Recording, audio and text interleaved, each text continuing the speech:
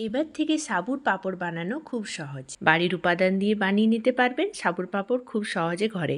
সাবুর পাঁপড় বানানোর জন্য নিয়ে নিচ্ছি 1 কাপ ছোটো দানার সাবু। সাবুটা প্রথমে খুব ভালোভাবে ধুয়ে নিতে হবে, তারপর 1/3 কাপ জল দিয়ে 1 ঘন্টার জন্য ভিজিয়ে রাখতে হবে।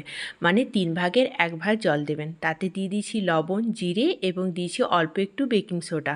সব কিছু দিয়ে মিক্স করে এরকম ঝুরঝুরে হয়ে যাবে। তারপর কিছু ঢাকনা নিয়ে নেবো, যেগুলো সাধারণত আমাদের রান্নাঘরে থাকে, বেকিং পাউডার, কোকো পাউডার, এইসবের ঢাকনাগুলো। তারপরে 1 চামচ করে সাবু নিয়েছি, তাতে অল্প একটু চামচ দিয়ে প্রেস করে নিতে হবে। তারপর প্রেস করে নিয়ে স্টিম করে নিতে হবে। খুব বেশি স্টিম করবেন না, 1 মিনিট মতো স্টিম করবে, সাবুগুলো যেন গলে না যায়, একদম গোটা গোটা থাকে।